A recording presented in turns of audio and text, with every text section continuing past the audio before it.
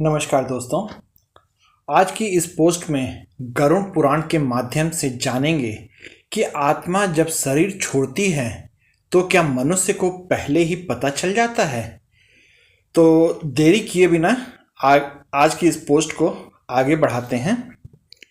तो दोस्तों, आत्मा जब शरीर छोड़ती है तो मनुष्य को पहले ही पता चल जाता है। ये बात 100% सच है। जब मनुष्य को ये पता चल जाता है कि अब वो मरने वाला है तो वो ऐसे में वह जीवन से हार मान लेता है। वास्तव में तो वह अपनी आत्मा को शरीर में बनाए रखने का बहुत प्रयत्न करता है, लेकिन उसकी हर कोशिश नाकामयाब होती है और वो इसी जीवन मृत्यु के चक्कर में पड़कर अनेक प्रकार के कष्ट झेलता रहता है। जब मृत्यु पास आती है तो उससे पहले मनुष्य के सामने उसके सारे जीवन की यात्रा चलचित्र यानी एक मूवी की तरह, फ्लैशबैक की तरह चल रही होती है। वो अपनी यादों में खोया रहता है और आत्मा शरीर से निकलने की तैयारी कर रही होती है। मनुष्य के शरीर में 5 प्रकार के प्राण होते हैं, जिसमें से धनंजय प्राण को छोड़कर बाकी ये 4 प्राण शरीर से बाहर निकलना शुरू कर देते हैं। ये चारों प्राण आत्मा से पहले बाहर निकलकर आत्मा के लिए छोटे शरीर बनाते हैं, यानी कि सूक्ष्म शरीर बनाते हैं, ताकि आत्मा आसानी से इस सूक्ष्म शरीर से बाहर निकल सके। धनंजय प्राण पर सवार होकर आत्मा शरीर से निकलकर इसी सूक्ष्म शरीर में प्रवेश कर जाती है, ताकि अभी आत्मा पूरी तरीके से बाहर नहीं निकली होती है। उसका कुछ अंश अभी भी शरीर में ही होता है।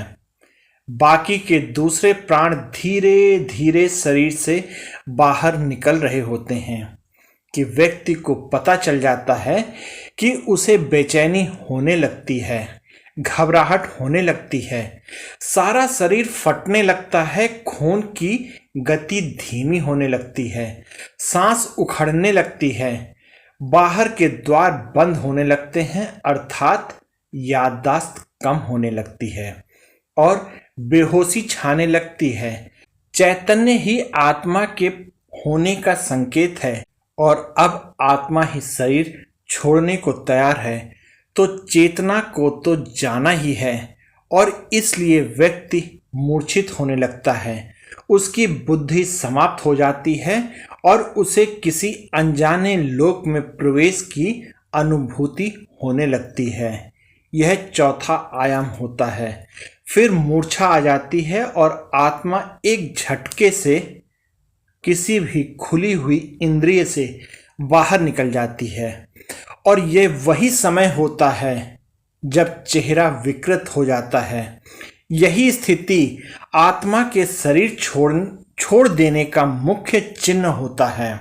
शरीर छोड़ने से पहले केवल कुछ पलों के लिए आत्मा अपनी शक्ति से शरीर का 100% सजीव करती है, ताकि उसके निकलने का मार्ग अवरुद्ध न रहे, और फिर उसी समय आत्मा निकल जाती है और शरीर खाली मकान की तरह निर्जीव रह जाता है। इससे पहले घर के आसपास कुत्ते बिल्ली के रोने की आवाजें आती हैं। इन पशुओं की आंखें अत्यधिक चमकीली होती हैं, जिससे ये रात के अंधेरे में तो क्या सूक्ष्म शरीरधारी आत्माओं को भी देख लेते हैं। जब किसी व्यक्ति की आत्मा शरीर छोड़ने को तैयार होती है तो उसके अपने सगे संबंधी जो मृतात्माओं के रूप में होते हैं उसे लेने आते हैं और व्यक्ति उन्हें यमदूत समझता है और कुत्ते बिल्ली उन्हें साधारण जीवित मनुष्य ही समझते हैं और अनजान होने की वजह से उन्हें देखकर रोते हैं और कभी कभी भौंकते भी हैं। शरीर से 5 प्रकार के प्राण बाहर निकलकर उसी तरह सूक्ष्म शरीर का निर्माण करते हैं जैसे गर्भ में स्थूल शरीर का निर्माण क्रम से होता है। सूक्ष्म शरीर का निर्माण होते ही आत्मा अपने मूल वाहक धनंजय प्राण के द्वारा बड़े वेग से निकलकर सूक्ष्म शरीर में प्रवेश कर जाती है। आत्मा शरीर के जिस अंग से निकलती है उसे खोलती तोड़ती हुई निकलती है। जो लोग भयंकर पापी होते हैं उनकी आत्मा मूत्र या मल मार्ग से निकलती है।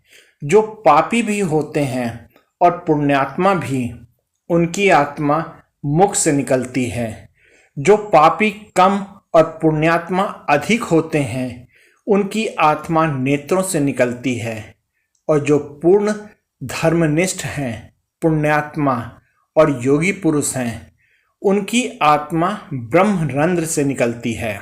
अब तक शरीर से बाहर सूक्ष्म शरीर का निर्माण हुआ रहता है, लेकिन ये सभी का नहीं हुआ रहता। जो लोग अपने जीवन में मोह माया से मुक्त हो चुके योगी पुरुष हैं, उन्हीं के लिए तुरंत सूक्ष्म शरीर का निर्माण हो पाता है। अन्यथा जो लोग मोह माया से ग्रस्त हैं परंतु बुद्धिमान हैं, ज्ञान विज्ञान से अथवा पांडित्य से युक्त हैं, ऐसे लोगों के लिए 10 दिनों में सूक्ष्म शरीर का निर्माण हो पाता है।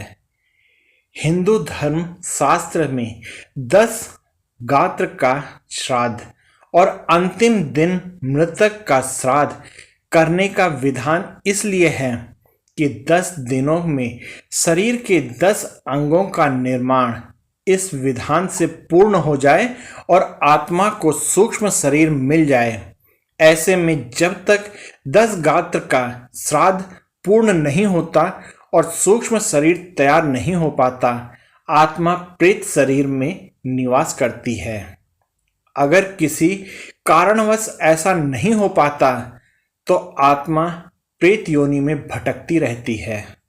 एक और बात, आत्मा के शरीर छोड़ते समय व्यक्ति को पानी की बहुत प्यास लगती है।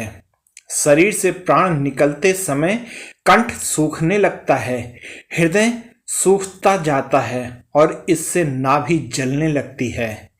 लेकिन कंठ अवरुद्ध होने से पानी पिया नहीं जाता और ऐसी ही स्थिति में आत्मा शरीर छोड़ देती है, प्यास अधूरी रह जाती है। इसलिए अंतिम समय में मुख में गंगा जल डालने का विधान है। इसके बाद आत्मा का अगला पड़ाव होता है शमशान का पीपल। यहाँ आत्मा के लिए यमघंट बंधा होता है जिसमें पानी होता है।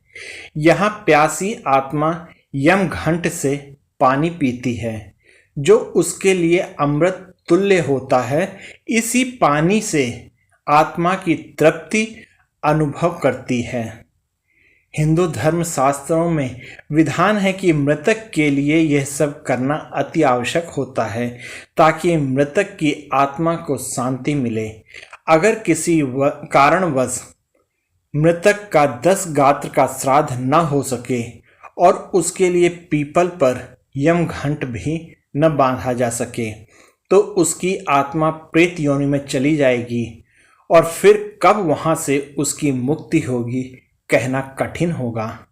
हाँ, एक उपाय अवश्य है, तो वह यह है कि किसी के देहावसान यानी अंतिम संस्कार होने के समय से लेकर 13 दिन तक निरंतर भगवान के नामों का उच्च स्तर में जप अथवा कीर्तन किया जाए।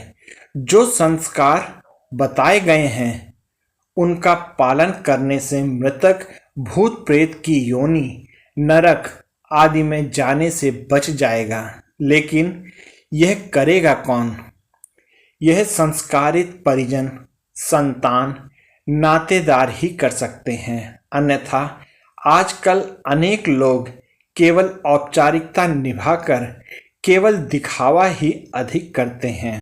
मित्रों, मरने वाला व्यक्ति यदि स्वयं भजनानंदी रहा हो, भगवान का भक्त रहा हो और अंतिम समय तक यथासंभव हरि स्मरण में रत रहा हो, तो वो प्रेत योनि में नहीं जाएगा।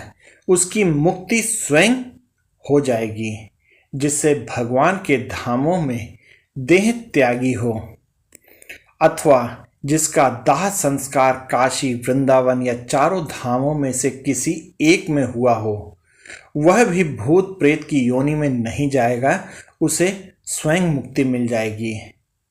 मित्रों, हमें खुद से विचार करना चाहिए कि हम दूसरों के भरोसे रहें या अपना हित स्वयं सोचें।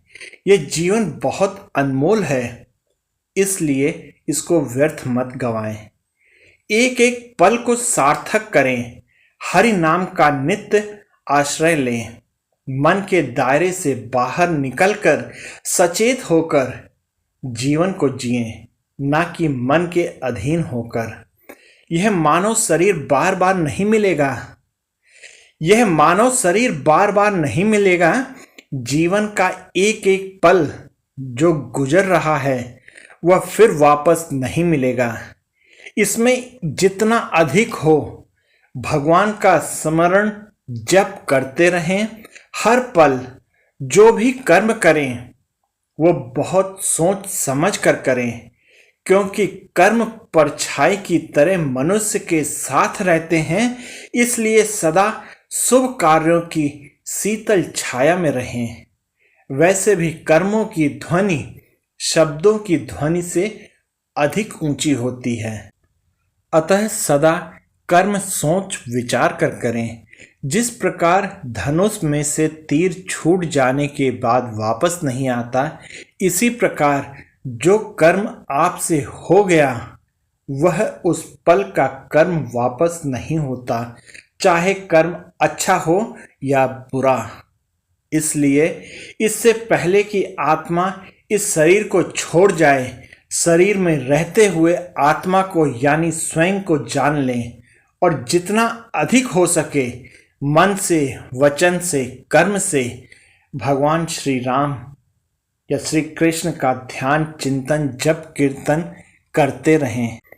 निरंतर स्मरण से हम यम पास से तो बचेंगे ही बचेंगे, साथ ही हमें भगवत धाम भी प्राप्त हो सकेगा, जो कि मनुष्य जीवन का वास्तविक लक्ष्य है।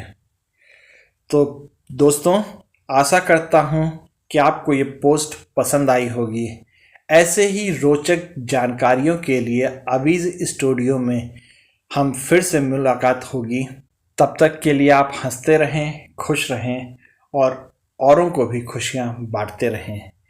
तो आप सब लोग इस पोस्ट में हमारे साथ बने रहें, इसके लिए आप सबका बहुत बहुत धन्यवाद। जो लोग नए हैं हमारे चैनल को सब्सक्राइब कर लीजिएगा और घंटे वाले बेल को भी दबा दीजिएगा, जिससे कि आगे आने वाली पोस्ट आपको समय से मिल सके। तो दोस्तों, जय हिंद।